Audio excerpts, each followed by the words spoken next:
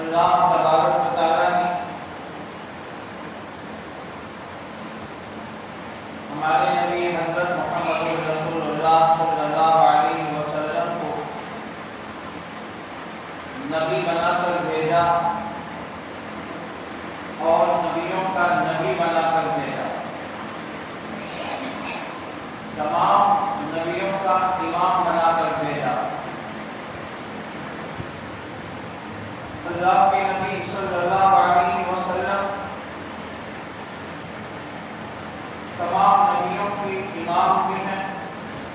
اور اللہ کے نبی صلی اللہ علیہ وسلم خاتم النبیین بھی ہیں، یعنی آپ کے بعد کوئی نبی نہیں آئے گا، آپ آخری نبی ہیں۔ نبیوں کا سلسلہ، نبوت کا سلسلہ ختم ہو چکا ہے، بند ہو چکا ہے۔ اللہ تبارک و تعالیٰ نے نبوت کے دروازے کو بند کر دیا۔ نبوت کا سلسلہ اس وقت شروع ہوا جب سیدنا حضرت آدم علیہ السلام دنیا میں تشریف لائے، تو اللہ تعالیٰ نے نبوت کا سلسلہ وہاں سے شروع فرمایا، پھر یہاں تک کہ حضرت محمد رسول اللہ صلی اللہ علیہ وسلم پر آپ کی نبوت مکمل ہو گئی، کامل ہو گئی، اور اللہ کے نبی صلی اللہ علیہ وسلم کے بعد کوئی نبی نہیں آئے گا۔ اگر کوئی آپ کے بعد کوئی نبوت کا دعویٰ کرتا ہے وہ جھوٹا ہے، وہ کذاب ہے، وہ دجال ہے۔ اللہ کے نبی صلی اللہ علیہ وسلم نے خود ارشاد فرمایا کہ میں خاتم النبیین ہوں، انا خاتم النبیین، انا خاتم المرسلین، لا نبی بعدی، میں آخری نبی ہوں، میرے بعد کوئی نبی نہیں آئے گا۔ خود اللہ کے نبی صلی اللہ علیہ وسلم نے صاف اعلان فرما دیا۔ خود قرآن کریم کے اندر بھی اللہ تبارک و تعالیٰ نے سورہ احزاب میں 22ویں پارے کے دوسرے صفحے میں اللہ نے صاف اعلان فرمایا، ما کان محمد ابا احد من رجالکم ولکن رسول اللہ وخاتم النبیین۔ اللہ کے نبی صلی اللہ علیہ وسلم تم میں سے کسی مردوں کے وفا نہیں ہے، وہ اللہ کے رسول ہیں اور خاتم النبیین ہے۔ نبوت کا سلسلہ مکمل ہو چکا، بند ہو چکا ہے۔ وَكَانَ اللَّهُ بِكُلِّ شَيْءٍ عَلِيمًا، اور اللہ تعالیٰ ہر چیز کو جاننے والے ہیں۔ بزرگان محترم، ختم نبوت اللہ کے نبی صلی اللہ علیہ وسلم کی ذات و نبوت کا مکمل ہو جانا، ختم ہو جانا ایک اہم مسئلہ ہے، ایک اہم عنوان ہے۔ ہمارے اکابر علماء دیوبند نے ہمارے اکابرین کی اس پر کئی کتابیں تصنیف فرمائی ہیں، اور یہ مسئلہ آج کا بھی کئی صاحب کا مسئلہ ہے کہ جنہوں نے دنیا کے اندر کچھ لوگ ایسے آئے جنہوں نے نبوت کا دعویٰ فرمایا ہے۔ میرے دوستو، آج پھر یہ چند دنوں سے یہ سلسلہ شروع ہو رہا ہے اور یہ فتنہ، نیا فتنہ شروع ہو رہا ہے جس میں کہہ رہا ہے کہ نبوت نعوذ باللہ ختم نہیں ہو گئی اور نبوت کا سلسلہ جاری۔ شکیل بن حنیف جو نبوت کا دعویٰ کر رہا ہے لیکن وہ تو چھپا ہوا بیٹھا ہے، لیکن اس کی جو تعریفیں ہیں اور اس کے جو ماننے والے ہیں، اس کی بات کو بات پہنچانے والے ایسے لوگ جگہ جگہ پکڑے گئے ہیں، اور اس سے لوگ تبلیغ کرتے ہوئے پکڑے گئے کہ ہمارے علاقے میں بھی، کرناٹک کے علاقے میں بھی اور تمل ناڈو کے علاقے میں بھی تو اس طرح یہ لوگ پائے گئے ہیں۔ تو اسی لیے دوستو، ہم اس بات کو سمجھنا ہے کہ اللہ کے نبی صلی اللہ علیہ وسلم خاتم النبیین ہے۔ اللہ کے نبی صلی اللہ علیہ وسلم کا نبوت ختم ہو چکی ہے۔ اگر کوئی دعویٰ کرے تو آدمی ذرا بھی سوچے نہیں تو کہے کہ وہ جھوٹا ہے، کہے کہ وہ دجال ہے، وہ کذاب ہے، تو اللہ کے نبی صلی اللہ علیہ وسلم نے صاف انکار فرما دیا۔ ان لوگوں کے بارے میں جہنمی ہونے کا اللہ کے نبی نے فیصلہ فرما دیا۔ اللہ کے نبی صلی اللہ علیہ وسلم کو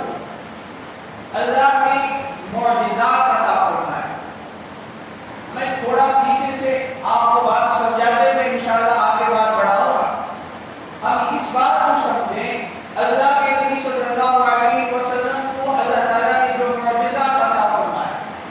تو کئی معجزات ہیں۔ امام جلال الدین سیوطی رحمۃ اللہ علیہ نے 300 تک گنوائے ہیں، بعضوں نے 1000 تک گنوائے۔ اللہ کے نبی صلی اللہ علیہ وسلم کے جو معجزات ہیں انگنت ہیں،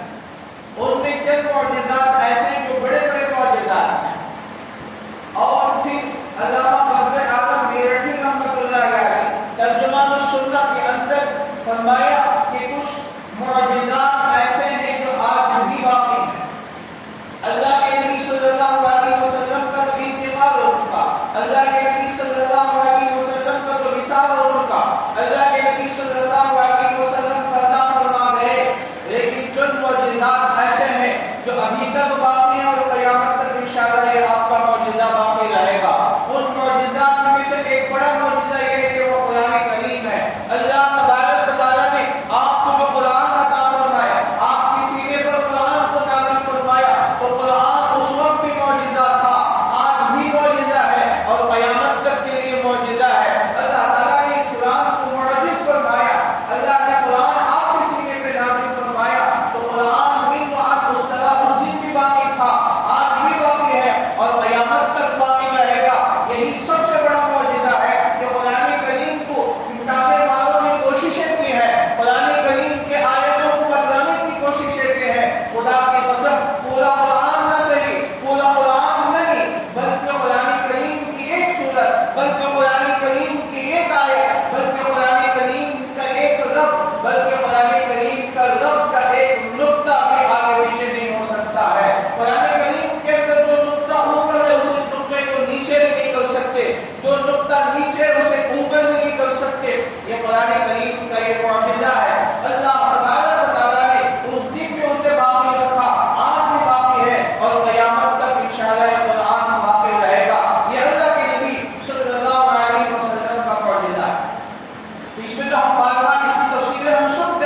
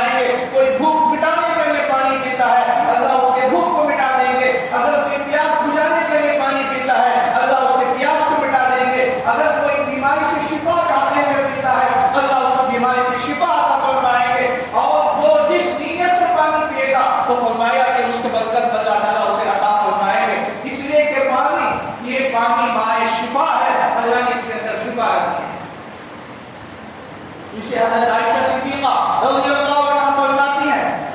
جامع ترمذی کی روایت ہے، کتاب الحج کے اندر امام ترمذی نے اس بات کو لے کر آیا، جب بھی صحابہ کرام رضوان اللہ علیہم اجمعین جاتے تھے مکہ جاتے تو مکہ سے کھجور لے کر آتے تھے، اور مکے سے کھجور اور پانی یہ دونوں لے کر آتے تھے، خود بھی پیتے، اپنے رشتہ داروں کو بھیجتے، ہدیے کے طور پر، تحفے کے طور پر دیتے تھے، اور لوگ اسے برکت کے طور پر پیتے۔ تو یہ اللہ کے نبی صلی اللہ علیہ وسلم کا یہ بھی معجزہ ہے۔ اس میں زیادہ تفصیلات کی اب وقت نہیں، تو بہرحال یہ بھی اللہ کے نبی صلی اللہ علیہ وسلم اگرچہ کہ اب دنیا میں نہیں رہے، لیکن یہ بھی آپ کا معجزہ ہے۔ دوسری بات، اللہ کے نبی صلی اللہ علیہ وسلم کا معجزات میں یہ بھی شروع فرمایا ہے کہ جبانات میں جو کنکریاں ماری جاتی ہیں، پہلے بھی بڑے شیطان کو کنکری مارتے ہیں، 10ویں تاریخ 11ویں 12ویں 13ویں تاریخ کو تینوں شیاطین کو کنکریاں مارتے ہیں جبانات میں۔ حج کے موقع پر 10ویں ذی الحجہ میں بڑے شیطان کو کنکری مارتے ہیں، 11ویں ذی الحجہ، 12ویں ذی الحجہ اور 13ویں ذی الحجہ، ان تینوں میں تینوں شیاطین کو کنکری مارتے ہیں۔ تو لکھا ہے کہ علماء فرماتے ہیں 70 لاکھ حاجی 70 وہاں جا کے مارتے ہیں، کنکریاں مارتے ہیں، ایک ایک حاجی 70 کنکری مارتا ہے، 70 پتھر مارتا ہے۔ تو فرمایا وہاں تو پہاڑ ہو جانا چاہیے، لیکن وہاں تو سوائے چند کنکریوں کے کچھ نہیں رہتا۔ اللہ کے نبی صلی اللہ علیہ وسلم نے ارشاد فرمایا کہ جن کا حج قبول ہو جاتا ہے اور جن کی کنکریاں مارنا، جبانات پہ کنکریاں مارنا جو اللہ کے یہاں مقبول ہو جاتے ہیں، اللہ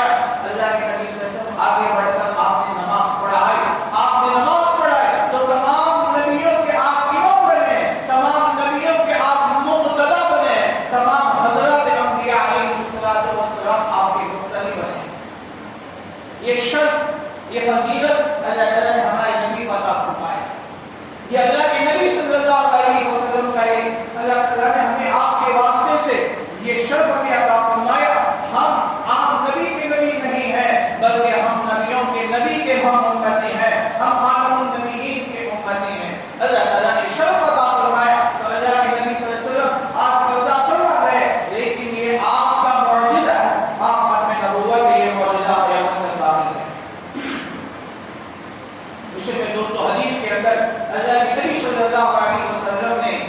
سختی کے ساتھ منع فرمایا اور فرمایا کہ کچھ لوگ میرے بعد ایسے پیدا ہوں گے جو کذاب ہوں گے، جو جھوٹے ہوں گے، وہ ان کی محنتیں ہوں گی۔ تو آج سے تقریباً 60-70 سال پہلے تو قادیان کے اندر ایک آدمی قادیان میں پیدا ہوا جو احمد قادیانی، مرزا احمد قادیانی کے نام سے مشہور تھا۔ یہ یہودیوں کا ایجنٹ تھا، یہودیوں کا بھیجا ہوا آدمی تھا، تو اس نے بڑی محنتیں کی۔ تو اس نے اپنے آپ کو نبوت کا اعلان کروایا، کبھی اس نے اپنے آپ کو عیسیٰ کہا، کبھی اس نے آپ کو مہدی کہا، کبھی اس نے آپ کو آخری نبی کہا۔ نعوذ باللہ من ذلک، لہذا اس کی دعوت ہے، ہمارے علماء دیوبند نے، ہمارے اکابرین نے اس کے جوابات دیے اور الحمدللہ ایسی محنت لے کے پھر یہاں سے وہ ہندوستان اور پاکستان چھوڑ کر پھر یہاں سے وہ باہر چلا گئے۔ لیکن میں دوستو تو آج بھی اس کی محنت آج بھی باقی ہے، ان کے خلفاء آج بھی موجود ہیں۔ آج 7واں نمبر کا جو ان کا خلیفہ ہے جس کا نام مشہور ہے، جو وہ احمد قادیانی کا خلیفہ مانا جاتا ہے، تو وہ آج بھی انگلینڈ کے اندر اور کبھی لندن کے اندر وہ رہتا ہے اور کبھی کبھی ہندوستان بھی آتا ہے۔ ہم کو پتہ ہی نہیں چلتا۔ ابھی چند ماہ پہلے تقریباً میں سمجھتا ہوں 1 سال کے قریب ہوا، وہ چنئی آ کے گیا۔ تو اس نے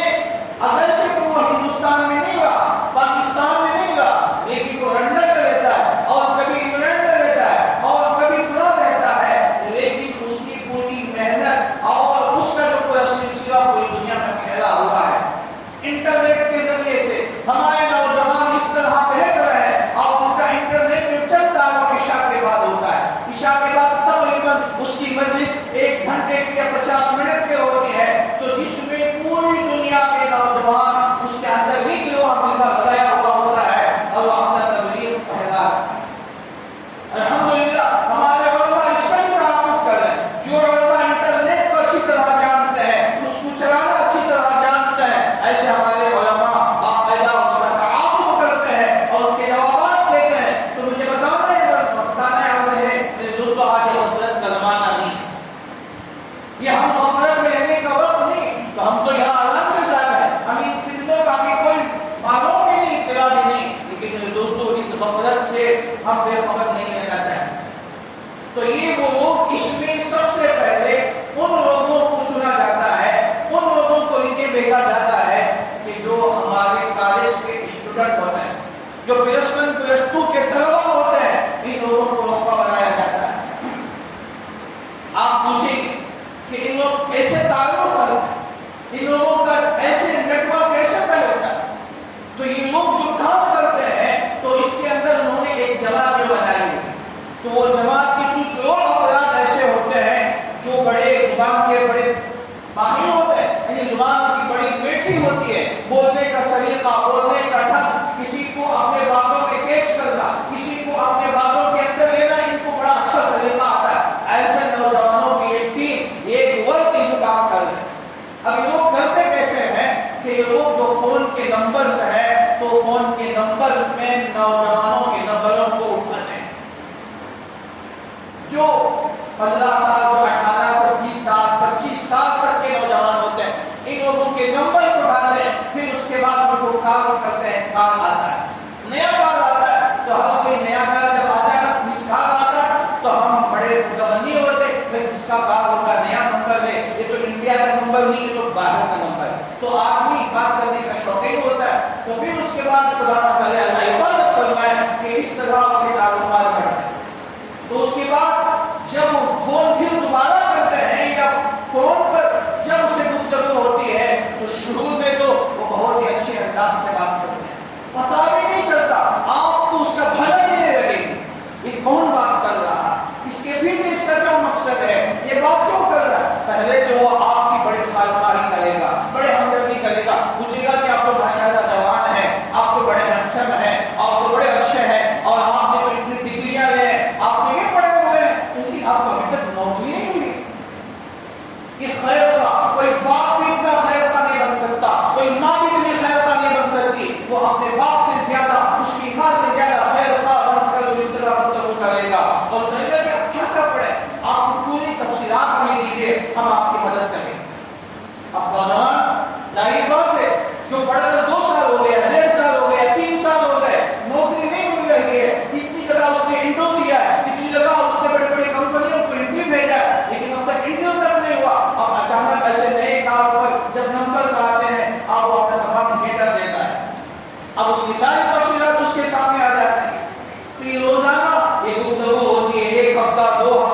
1 مہینے 2 مہینے بھی گزر جاتے ہیں، پتہ نہیں چلتا اس سے بات ہو رہی ہے، اس کے پیچھے اس کا کیا مقصد ہے، اب وہ کیسے ہمیں دھیرے دھیرے کر کے ہمیں وہ اپنی طرف کھینچ رہا ہے۔ میں دوستوں انٹرنیٹ کے محنت سے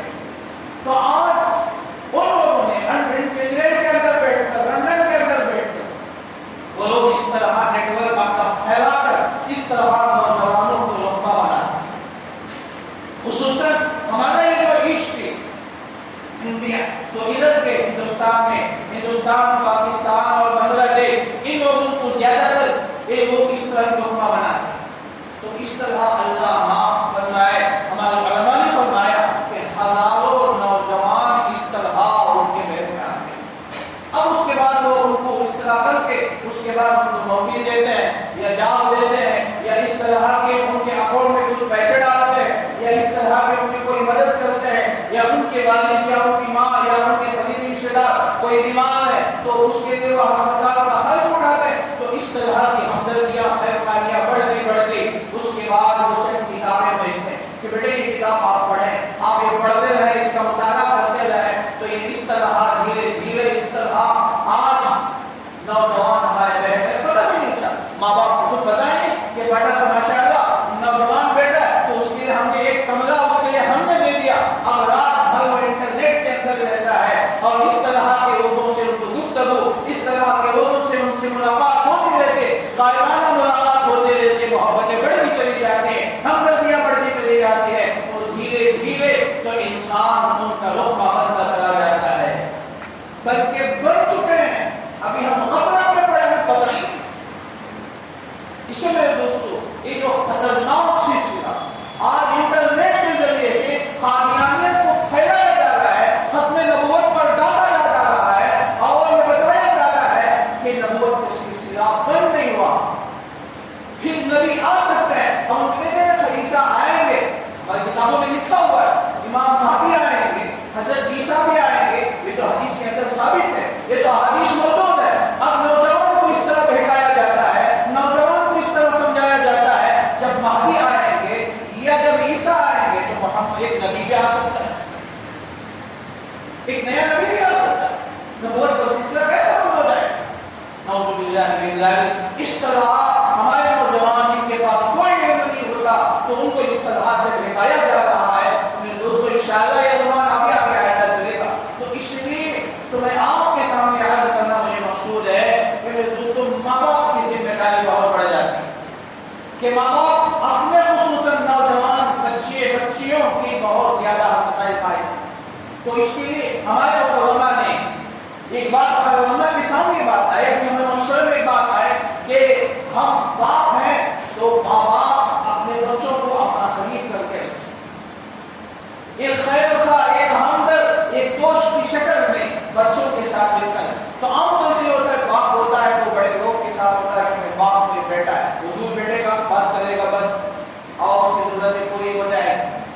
اب کوئی خلیل تعلق نہیں ہے، بیٹا اور باپ کے درمیان میں اتنا فاصلہ، بیٹا اور باپ کے درمیان میں اتنی دوری، اور اسی طرح بیٹی اور باپ کے درمیان میں اتنی دوری ہوتی ہے کہ وہ کوئی اپنی دل کی بات کھل کے نہیں کہہ سکتا۔ تو اس لیے ماں باپ کو چاہیے کہ وقت نکالے اور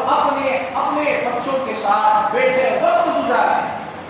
ان کی تعلیم کے سلسلے میں۔ گزشتہ جمعہ میں نے آپ کے سامنے تفصیل عرض کی کہ ان کی تعلیم کے سلسلے میں فکر کریں۔ تعلیم ایسا ہے کہ اس کے ذریعے سے آپ اپنے بچوں کو مانوس کر سکتے ہیں، ان کی تعلیم کی آپ فکر کریں اور بچوں سے اپنا شیئر کریں، اور باپ وقت ہو تو باپ اپنی جوانی کے قصے سنائے، اپنے کالج کی زندگی کا قصہ سنائے کہ بیٹے میں بھی کالج میں پڑھتا تھا تو کالج کا وہ دور ہمارا ایسا تھا، بیٹے میں بھی +2 +1 پڑھتا تھا، میں بھی وہ کالج کا میرا وہ دور تھا، میرا ایک ماسٹر تھا، میرا ایک ٹیچر ایسا تھا جو میرے سبجیکٹ میں آتا تھا، اس نے ہمیں یہ قصہ سنایا۔ تو ہمارے دوستوں کا ایک وقت تھا، ہمارے دوستوں کی ایک ٹیم تھی، ہم اس طرح رہتے تھے۔ بچوں کو اپنا خلیل کرے، اپنی جوانی کا، اپنی تعلیم کے زمانے کا ان کو سنائے، ان کے اپنے سوال اور اپنے حالات سنائے، تو بچہ مانوس ہو جائے گا، ہمارا بچہ ہمارے قریب ہوگا، پھر ہم اس کے دل کی بات ہم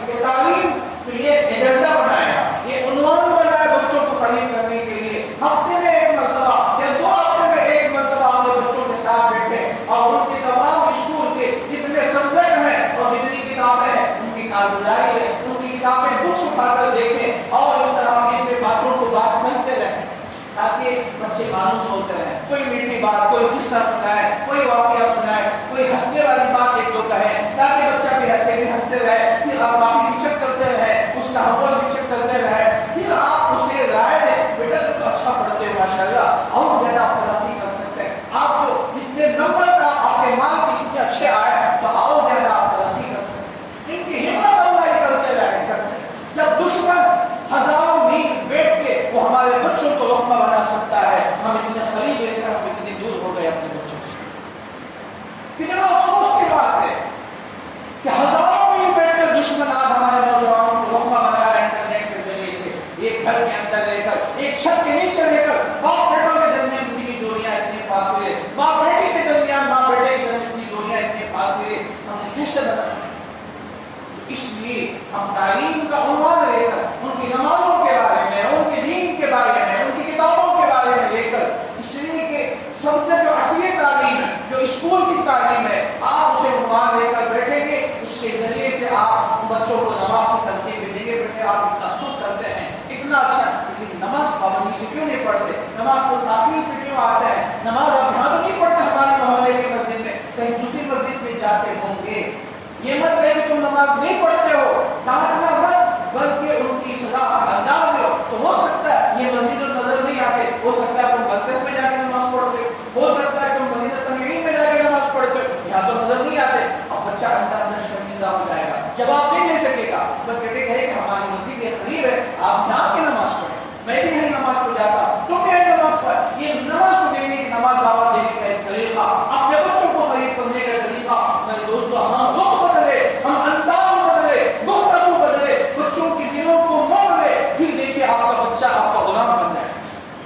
ایک آواز میں دوڑتا ہوا آئے گا، وہ اپنے باپ کو باپ نہیں سمجھے گا، وہ اپنا خیر خواہ سمجھے گا، اپنا باپ کو دوست سمجھے گا، اپنا باپ کو ایک بڑا محسن سمجھ کر اپنی دل چند دن نہیں گزریں گے تو آپ کا بیٹا آپ کی دل کی باتیں بھی آپ سے کرنے لگے گا، آپ سے مشورہ کرے گا، آپ کی ہر بات پوچھے گا۔ تو اس لیے میرے دوستو آج یہ فتنے جو چل رہے ہیں، یہ قادیانی کا فتنہ، تو دوسرے فتنہ 1 سال 1.5 سال سے فتنہ شروع ہوا ہے کہ شکیل بن حنیف کا فتنہ شروع ہوا ہے، تو انشاءاللہ ختم نبوت ہی کے عنوان پر انشاءاللہ آئندہ جمعہ اللہ نے جب تک چاہا، اس لیے جمعے بھی چاہے انشاءاللہ ہم آپ کے ساتھ عرض کریں گے۔ میرے دوستو فکر کریں، ہم اللہ تبارک و تعالیٰ کی طرف متوجہ ہو جائے، اللہ کے سامنے روئے گڑ گڑائے، اپنی ایمان کی حفاظت ہو، اپنے بچوں کے، اپنے گھر والوں کی ایمان کی حفاظت ہو، قوا انفسکم واہلیکم نارا، اپنے آپ کو بھی جہنم کے دہکتے ہوئے آگ سے بچانا ہے، اپنے گھر والوں کو بھی بچانا ہے، اور اپنی اولاد کو بھی، اپنے بچوں کو بھی بچانا ہے۔ وہ قرآن کا صاف حکم ہے،